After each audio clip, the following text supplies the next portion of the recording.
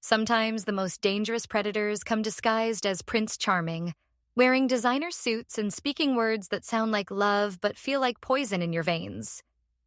This is a story about how one man tried to destroy the most precious thing in my life, my soul sister, and how instead of breaking us apart, he accidentally created an army of women who refused to stay silent. It happened in the fall of my junior year at Northwestern University, just outside Chicago, when the leaves were turning golden and everything felt full of possibility. I was 21, still naive enough to believe that people were mostly good, still trusting enough to think that love meant safety. My name is Emma, and this is the story of how my best friend Sarah and I took down a predator who thought he was untouchable, and in the process discovered a strength we never knew we had. Sarah wasn't just my best friend. She was the sister my heart had chosen. The one person who knew every secret I'd ever whispered into the darkness, every dream I was too afraid to speak out loud. We met during freshman orientation, both of us standing awkwardly by the punch bowl at some terrible mixer, both of us wearing the same Target dress in different colors. She looked at me, I looked at her, and we both burst out laughing. From that moment on, we were inseparable. She was everything I wasn't, bold where bold. I was cautious, spontaneous where I was planned, the kind of person who could walk into any room and make it brighter just by being there. I was the quiet one, the one who preferred books to parties, tea to tequila, early mornings to late nights. But somehow we balanced each other perfectly. She pulled me out of my shell and I kept her grounded. We shared an off-campus apartment by junior year, a cozy 2-bedroom in Evanston with creaky floors and windows that didn't quite close all the way, but it was ours, and we loved it. The thing about Sarah was that she had this light inside her, this warmth that drew people in like moths to a flame. But that light had been dimmed once before, during our sophomore year, when her ex-boyfriend had done something unforgivable. He had shared intimate photos of her, photos she had trusted him with, photos that were meant to be private expressions of love and trust. The aftermath was devastating. I watched my vibrant, confident friend shrink into herself, watched her stop wearing her favorite bright colors, stop laughing as loudly, stop taking up space in the world the way she deserved to. I did everything I could to support her through it. I confronted anyone who dared to laugh or make jokes. I ended friendships with people who showed their true colors. I held her while she cried and reminded her every single day that she was worthy of love and respect. Slowly, painfully, she began to heal. The university did nothing, of course. They said it was a private matter, that there was nothing they could do. The police were even worse, suggesting that maybe she shouldn't have taken the photos in the first place. It was a lesson in how the system fails women, a lesson I would never forget. By the time our senior year rolled around, Sarah seemed to have found herself again. She was 22, studying psychology with plans to become a therapist, wanting to help other women who had been through trauma. She had started wearing pink again, her favorite color, and her laugh had returned to its full volume. That's when she met Daniel. He was 28, already established in his career as a financial analyst at a firm downtown, the kind of guy who wore tailored suits and had a corner office with a view of Lake Michigan. He was 6'4" with green eyes that seemed to see right through you, and a smile that could charm anyone. Well, anyone except the waitstaff, or the barista who made his coffee wrong, or basically anyone he deemed beneath him. But with Sarah, he was different. He brought her flowers every week, lavender roses because he'd remembered from their first date that they were her favorite. He took her to fancy restaurants where the menus didn't have prices, bought her thoughtful gifts, and most importantly, he made her feel safe again. I wanted to be happy for her. I truly did. After everything she'd been through, she deserved someone who treated her like the queen she was. But something about Daniel set off alarm bells in my head from the very beginning. Maybe it was the way his compliments always seemed to have a sharp edge to them, like when he told her she looked beautiful but would look even better if she wore her hair differently. Or maybe it was how he always seemed to be watching, calculating, like he was playing chess and everyone else was just pieces on his board. But Sarah was glowing, happier than I'd seen her in years. And who was I to rain on her parade with my unfounded suspicions? They dated for 3 months before she finally insisted that I properly meet him. Sure, I'd seen him when he picked her up, exchanged pleasantries in our doorway, but we'd never actually spent time together. Sarah wanted us to get along, needed us to get along, because we were the two most important people in her life. So on a Thursday evening in late November, when the air was crisp and smelled like snow, Daniel took us both out to dinner at this trendy Italian place in Lincoln Park. The restaurant was beautiful, all exposed brick and candlelight. The kind of place where they make the pasta fresh and the wine costs more than my textbooks. Daniel ordered for the table without asking what we wanted, which should have been my first red flag, but I bit my tongue. Sarah looked so happy, practically glowing in the soft light, wearing a new dress that Daniel had bought her. The dinner started off well enough. Daniel could be charming when he wanted to be, asking me about my studies, my plans after graduation. I was majoring in computer science with a minor in creative writing, an odd combination that usually required explanation. But as the evening wore on, I started to notice things. The way he would subtly correct Sarah when she told a story, adding details or changing the narrative to make himself look better. The way he kept refilling her wine glass even when she said she'd had enough. The way his hand on her thigh seemed less affectionate and more possessive, like he was marking his territory. But the real moment of clarity came when Sarah excused herself to use the restroom. The second she was out of earshot, Daniel's entire demeanor changed. The warmth drained from his eyes like someone had flipped a switch, and he leaned back in his chair, studying me with cold calculation. "You know, Emma?" he said, his voice casual but with an undertone that made my skin crawl. "Sarah talks about you constantly. Emma this, Emma that. It's actually quite tiresome." I forced myself to smile, trying to keep things light. "Well, we've been best friends for over 3 years. We're practically sisters." He took a sip of his wine, never breaking eye contact. "That's the thing, though, isn't it? You're not actually sisters. You're just her college friend. And college friendships? Well, they rarely survive in the real world. People grow apart. They develop different interests, different social circles, especially when one person insists on holding the other back." My heart was pounding, but I kept my voice steady. I'm not holding Sarah back from anything. If anything, I've always encouraged her to pursue her dreams. Daniel laughed, but there was no humor in it. "Her dreams? You mean like when you convinced her not to study abroad in Paris last year because you'd miss her too much? Or when you guilt-tripped her out of taking that summer internship in New York because you wanted her to stay in Chicago with you?" I was stunned. Those weren't accurate representations of what had happened at all. Sarah had decided against Paris because of the cost, and the New York internship had fallen through because of scheduling conflicts with her required courses.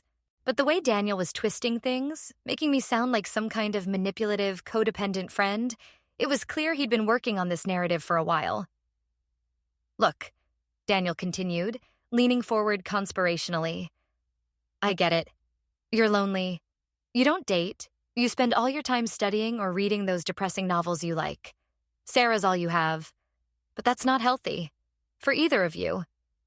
She needs to spread her wings, meet new people, experience life. And frankly, you're like an anchor weighing her down." I wanted to respond, to defend myself, to tell him exactly what I thought of his armchair psychology. But at that moment, Sarah returned to the table, bright and bubbly from the wine. "Everything okay?" she asked, sensing the tension. Daniel's transformation was instantaneous.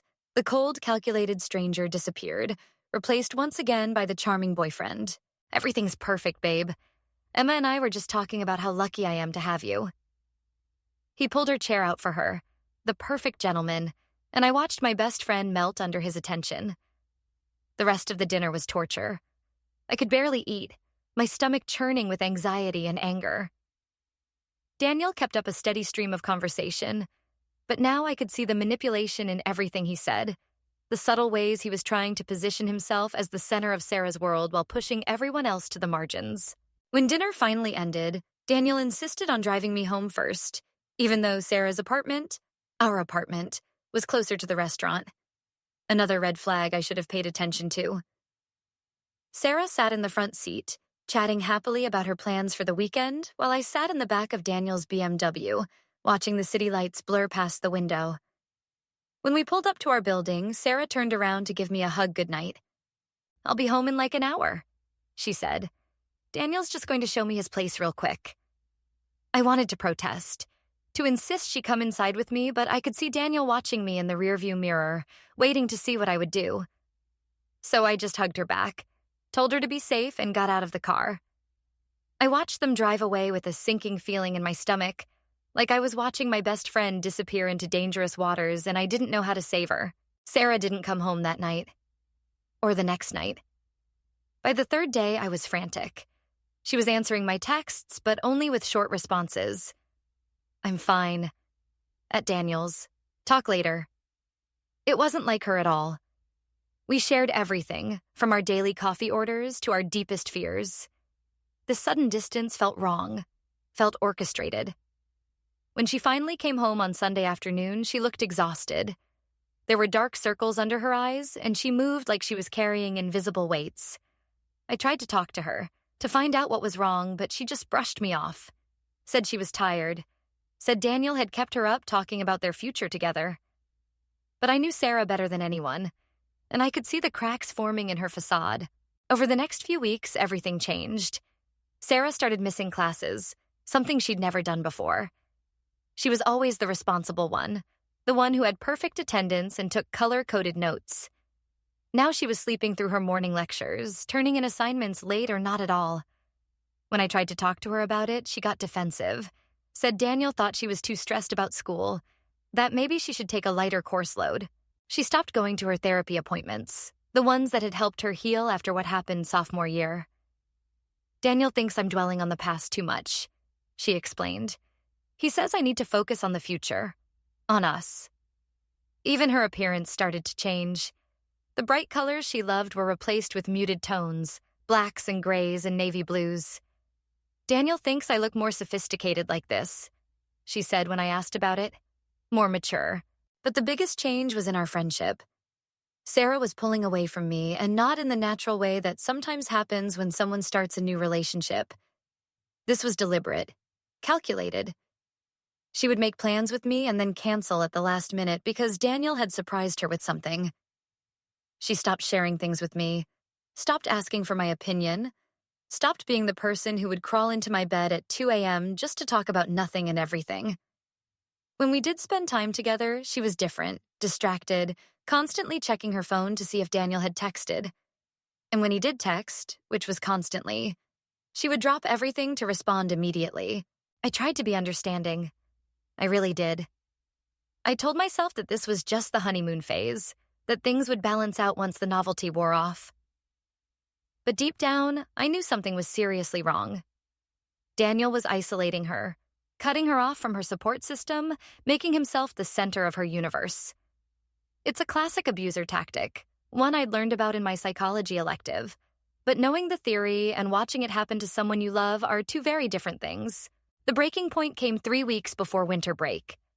I had barely seen Sarah in days, and when I finally cornered her in our kitchen one morning, I was shocked by what I saw. She'd lost weight, her face gaunt and pale. Her hands shook as she made coffee. And when I asked if she was okay, she burst into tears. Through her sobs, the truth came spilling out. Daniel had been getting more controlling, more demanding. He monitored her phone, reading all her texts and emails. He'd convinced her that her male professors were trying to seduce her, that her female friends were jealous of their relationship. He'd been pressuring her to move in with him, to leave school, to cut ties with everyone who wasn't him. And the worst part? He'd been taking photos of her, intimate photos, without her consent. He said it was for them, for their private collection. But given what had happened to her before, it was her worst nightmare come to life. I held her as she cried, feeling a rage build inside me that I'd never experienced before. This man, this monster, had taken my vibrant, confident friend and systematically broken her down, used her past trauma against her, made her feel like he was the only person who could love her. But as angry as I was, I knew I had to be smart about this. Daniel wasn't some college boy who could be scared off with threats. He was calculating, manipulative, and clearly dangerous. We needed a plan. First, I convinced Sarah to stay home that day, to skip her classes and just rest. She was terrified that Daniel would be angry, but I told her to tell him she had food poisoning, that I was taking care of her. Then, while she slept, exhausted from the emotional toll of finally telling someone the truth, I got to work. I'd been studying computer science for 3 years, specializing in cybersecurity. I'd always thought I'd use my skills to protect corporations from hackers, but now I had a much more personal mission.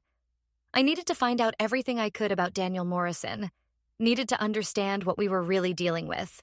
What I found made my blood run cold. Daniel had a history, a pattern that stretched back years. Using my skills and some connections I'd made through internships, I discovered that he'd had restraining orders filed against him by 2 different women, both of which had been mysteriously dropped. I found social media profiles of ex-girlfriends who had posted about emotional abuse, about feeling trapped and isolated, about starting over after toxic relationships. The posts were vague, careful not to name names, but the timing lined up perfectly with Daniel's dating history. He was a serial predator, someone who sought out vulnerable women, love-bombed them, isolated them, and then destroyed them when they tried to leave. But the most disturbing discovery came from a coding forum I frequented. One of the regular contributors, a woman named Jessica who worked in tech in Seattle, had posted years ago about an ex who had installed spyware on her devices, who had tracked her every move and monitored her communications.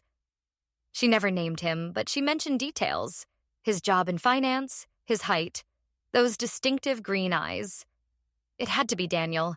I reached out to her through encrypted messages, explaining the situation, and what she told me confirmed my worst fears. Daniel didn't just emotionally abuse his victims. He stalked them long after the relationship ended, using their intimate photos as leverage, threatening to destroy their lives if they spoke out against him. Jessica had moved across the country to escape him, changed her name on all social media, lived in fear for years.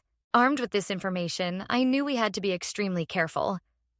Sarah was already in danger, but if Daniel suspected that she was planning to leave or that I was helping her, things could escalate quickly. We needed evidence, we needed a safety plan, and we needed allies. Over the next few days, I worked on all 3. I helped Sarah document everything, taking screenshots of controlling texts, recording phone conversations where legal, keeping a detailed journal of incidents. We opened a new bank account in her name only, started moving important documents to a safety deposit box, created new email addresses that Daniel didn't know about. But we also needed to get those photos back. Sarah was terrified that if she tried to leave, Daniel would release them like her ex had done. The trauma of going through that again might break her completely. So I came up with a plan. It was risky, possibly illegal, but I was past the point of caring about rules when my best friend's safety was at stake. I knew from Sarah that Daniel kept the photos on his personal laptop, which he often brought to her apartment. He was paranoid about cloud storage, preferring to keep everything local. That was his weakness, and I planned to exploit it. The opportunity came sooner than expected. Daniel decided to throw a small holiday party at his apartment, insisting that Sarah help him host. She begged me to come, terrified of being alone with him and his finance bro friends. I agreed, both to support her and because it gave me access to his space. The party was everything you'd expect from a 28-year-old financial analyst with too much money and too little conscience. Expensive whiskey, cater waiters who looked uncomfortable, and a group of men who talked about women like they were stocks to be traded. I played my role perfectly. The boring best friend who nursed a single glass of wine all night and made awkward small talk about coding languages.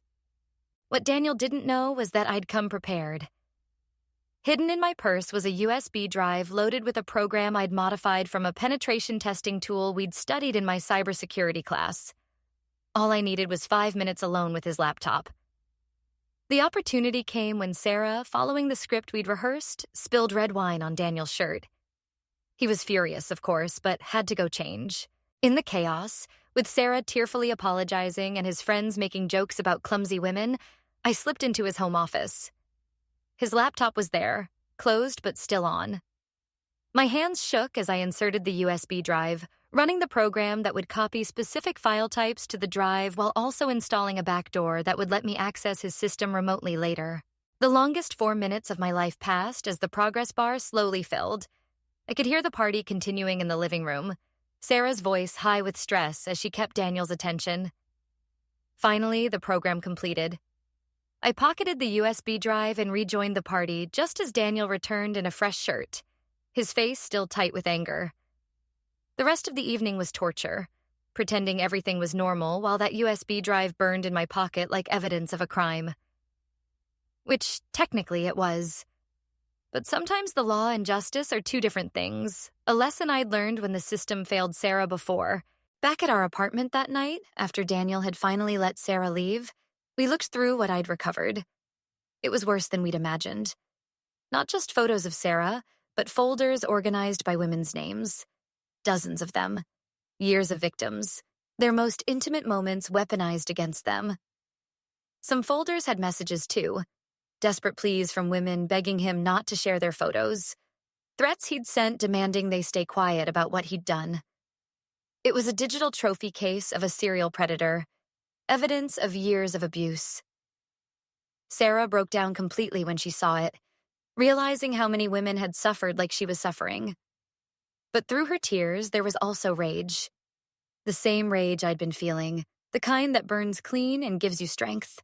We have to stop him, she said. And I knew she was right. This wasn't just about getting Sarah free anymore.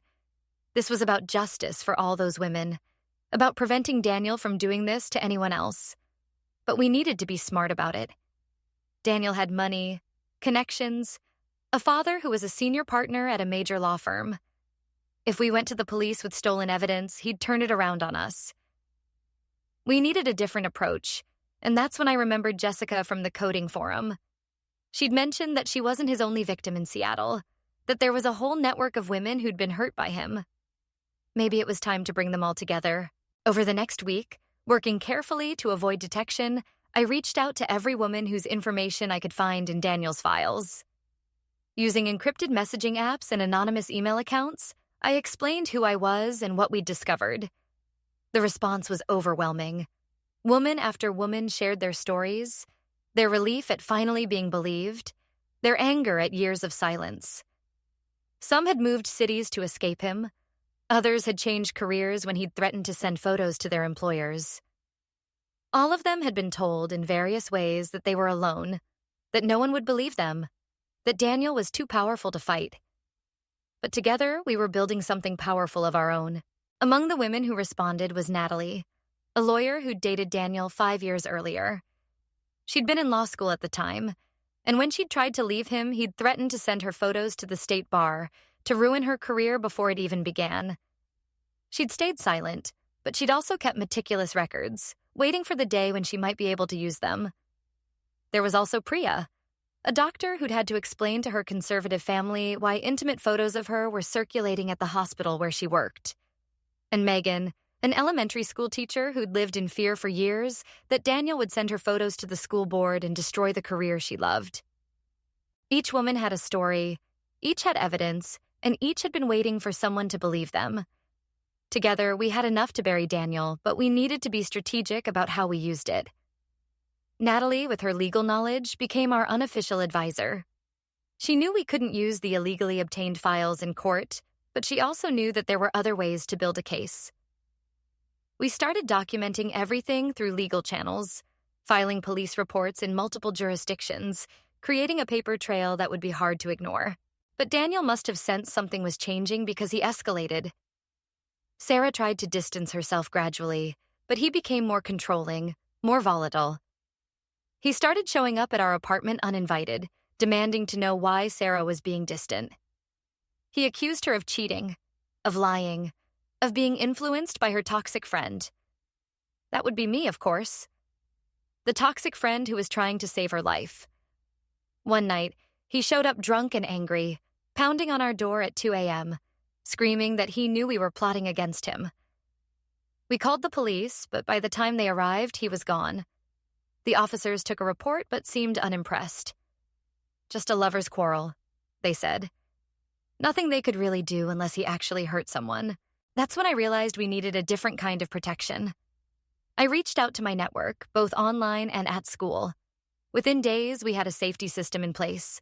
Male friends from my computer science program volunteered to walk us to classes. Women from Sarah's psychology courses created a schedule so she was never alone. The owner of the coffee shop where we studied offered to let us use the back entrance if we ever felt unsafe. It was beautiful and heartbreaking at the same time, seeing how many people were willing to help once they knew the truth. But it was also exhausting, living in constant fear, always looking over our shoulders. The breaking point came on a snowy Thursday evening in early December. Sarah had finally worked up the courage to officially break up with Daniel. She did it in a public place, the campus library, with friends nearby for safety. But Daniel didn't handle rejection well. That night, our phones started buzzing with notifications. Daniel had created a website with Sarah's photos, her full name, her contact information. He'd sent the link to everyone he could find: her professors, her classmates, her family back in Ohio. But he'd made one crucial mistake. In his rage, he'd included photos of some of the other women, too. Women he thought had no connection to Sarah. Women he believed were too scared or too distant to do anything about it. He was wrong. Within an hour of the website going live, our network sprang into action. Jessica, with her tech skills, worked on getting the site taken down while documenting everything for evidence. Natalie started preparing cease and desist letters and emergency restraining orders. Other women reached out to their contacts, and suddenly we had a small army. IT professionals who helped trace the website back to Daniel's personal devices. Lawyers who offered pro bono services. Even a journalist who'd been looking into patterns of cyber abuse against women. What Daniel had meant as an act of ultimate control became the catalyst for his downfall. The website was down within 3 hours, but the damage to Daniel was just beginning. See, in his arrogance, he'd hosted the site himself, using his personal credit card and IP address. He'd thought he was untouchable, that his victims would be too humiliated to fight back. He didn't count on them having a computer science major with a specialty in cybersecurity on their side. He also didn't count on the fact that several of his victims were now successful professionals with resources and connections of their own. The evidence we'd gathered, both from the illegal USB drive and through legal channels, painted a clear pattern of criminal behavior spanning years. Multiple women in multiple states filing coordinated police reports tends to get attention, especially when there's digital evidence to back it up. Daniel was arrested on a Friday morning at his office. I heard about it from Natalie, who'd made sure to be at the courthouse when he was brought in for arraignment. She said he looked shocked, like he couldn't believe this was actually happening to him. His father, the big shot lawyer, showed up, of course, but even he couldn't make this go away. Too many victims, too much evidence, too much media attention. The story of a serial cyber predator who'd terrorized women for years was exactly the kind of thing that news outlets loved, especially when it involved a wealthy financial analyst who'd thought he was above the law. The trial preparation was grueling. Sarah had to relive her trauma over and over, giving depositions, preparing testimony. But she wasn't alone. We set up a support system, making sure someone was always with her. The other victims formed a group chat, sharing encouragement and advice. Some women flew in from other states to testify, determined to see justice done. I spent countless hours working with prosecutors, explaining the technical aspects of the digital evidence, showing how Daniel had systematically stalked and abused his victims online. It was exhausting, emotionally and physically. But there was also something powerful about it. All these women who'd been told they were powerless, that they were alone, standing together and demanding justice. Daniel's defense team tried every trick in the book. They claimed the women were conspiring against him, that they were jealous exes trying to ruin his life. They tried to get the digital evidence thrown out, arguing about chain of custody and privacy violations. They even tried to put the victims on trial, bringing up their sexual histories, their mental health struggles, anything to discredit them. But Natalie had prepared everyone well. The women were strong, clear, and consistent in their testimony. And the sheer number of victims made it impossible to dismiss as a conspiracy. You might convince a jury that 1 or 2 women were lying, but 15? 20? With evidence spanning years? That was a pattern that couldn't be ignored.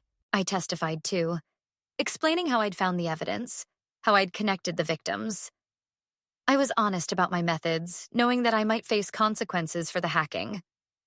But the prosecutor had decided not to charge me, saying that my actions, while illegal, had uncovered evidence of serious crimes that might never have been discovered otherwise. The judge allowed my testimony, noting that the safety of the victims outweighed the technical violations. Daniel's lawyer tried to paint me as a jealous friend who'd manipulated Sarah, but the jury wasn't buying it.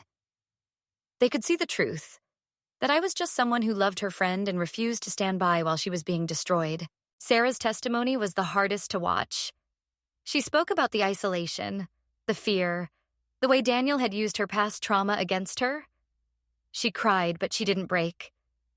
She looked him in the eye and told the court exactly what he'd done, not just to her, but to all of them. When she finished, the courtroom was silent. Even the judge seemed affected. Later, one of the jurors would tell us that Sarah's testimony was the moment they knew Daniel was guilty. Not because of what she said, but because of the way he looked at her while she spoke, with such cold fury that it was clear he saw her not as a person, but as property that had dared to defy him. The verdict came on a Tuesday afternoon in March. Guilty on all counts. Cyberstalking, harassment, revenge porn, extortion, the list went on. Daniel's face went white as the judge read out the verdicts. His father left the courtroom without a word. His mother, who'd attended every day of the trial, was crying. I felt a moment of pity for her, but only a moment. She'd raised a monster, enabled him, refused to see what he really was until it was too late. The sentencing came a month later. 7 years in federal prison, plus probation, plus mandatory therapy. He was required to pay restitution to his victims and was banned from using social media or contacting any of them ever again. It wasn't enough, would never be enough for what he'd put them through. But it was something. It was justice. Imperfect but real. After the trial, life slowly started to return to normal. Sarah began therapy again, real therapy this time, to deal with everything that had happened. She changed her major to law, inspired by Natalie and the other lawyers who'd helped us. She wanted to be the advocate that she'd wished she'd had, the one who understood what victims went through because she'd been there herself. Our friendship, which Daniel had tried so hard to destroy, was stronger than ever. We'd been through hell together and come out the other side. That kind of bond can't be broken. Many of Daniel's victims stayed in touch. What had started as a group born of shared trauma evolved into something more positive. We had reunions, celebrated each other's successes, supported each other through setbacks. Jessica started a nonprofit focused on cybersecurity for domestic violence victims. Priya began volunteering at a women's shelter, using her medical skills to help other survivors. Megan developed a curriculum for teaching young people about healthy relationships and digital safety. From the ashes of what Daniel had tried to do, something beautiful grew. A network of women who refused to be silenced, who supported each other, who worked to make sure that what happened to them wouldn't happen to others. I graduated that spring with my computer science degree and immediately got job offers from several tech companies, but I turned them all down. Instead, I started a consulting firm focused on digital safety for vulnerable populations. I worked with women's shelters, schools, and law enforcement, teaching them about the technological aspects of abuse and how to protect against it. It felt like the right way to use my skills, turning what I'd learned from our experience into something that could help others. Sarah joined me after she graduated from law school, and together we built something we were proud of. The thing about predators like Daniel is that they rely on silence. They count on their victims being too ashamed, too scared, too isolated to speak up. They weaponize society's judgments about women and sexuality, knowing that their victims will often face as much scrutiny as they do.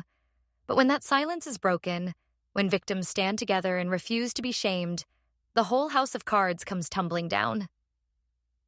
Daniel thought he was invincible because he'd gotten away with it for so long. He didn't count on Sarah having a friend who refused to let her disappear into the darkness. He didn't count on his victims finding each other, supporting each other, refusing to let him win. 5 years have passed since that night in the Italian restaurant when I first saw Daniel for what he really was. Sarah is now a successful lawyer specializing in cases of cyber abuse and intimate partner violence.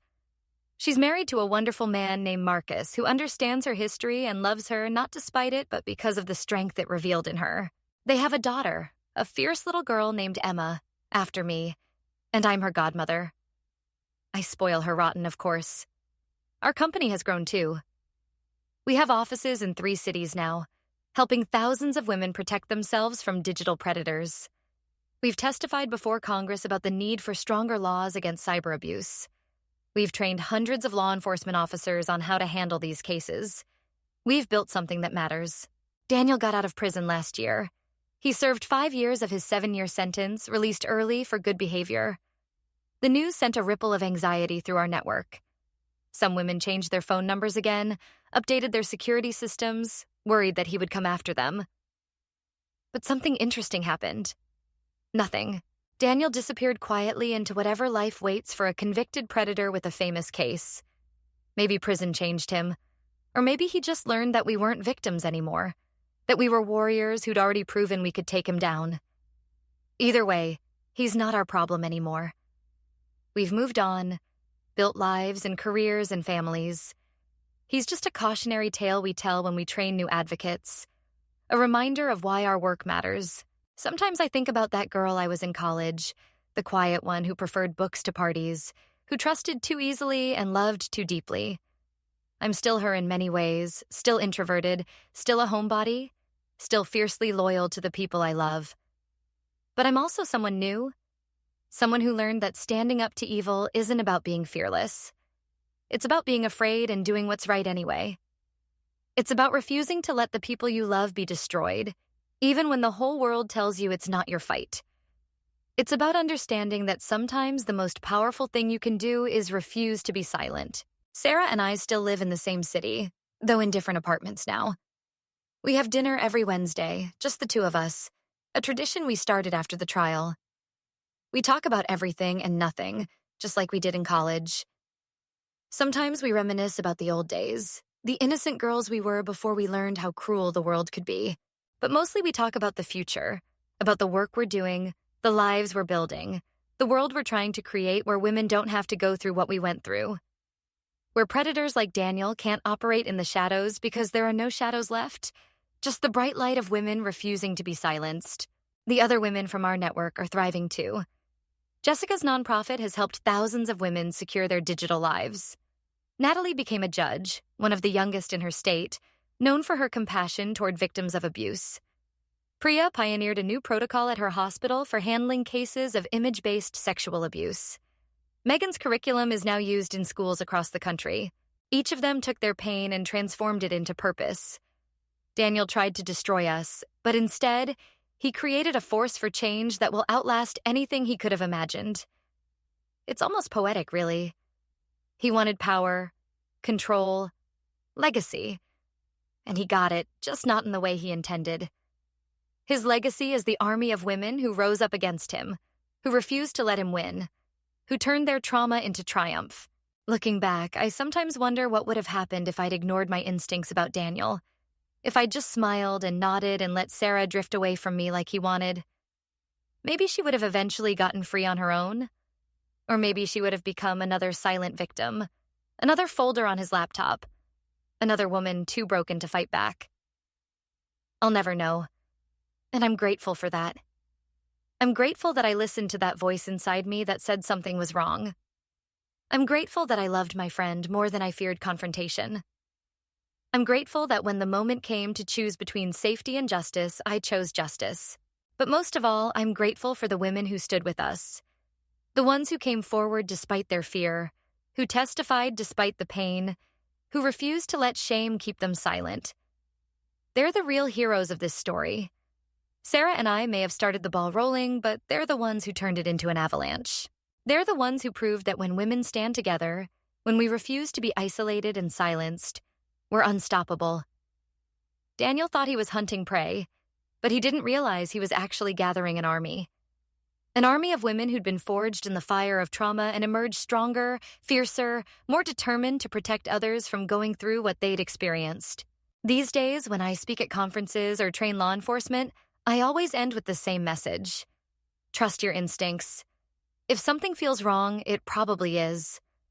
Don't let anyone convince you that you're overreacting, that you're being dramatic, that you're seeing problems where none exist. The people who love you won't mind if you're protective of them. The ones who do mind, the ones who try to make you feel guilty for caring, those are the ones you need to watch out for. And if you find yourself in a situation like ours, know that you're not alone. There are people who will believe you, who will stand with you, who will fight alongside you. You just have to be brave enough to reach out, to break the silence, to refuse to be another victim in someone's collection. The world is full of Daniels, predators who use technology and manipulation to hurt people.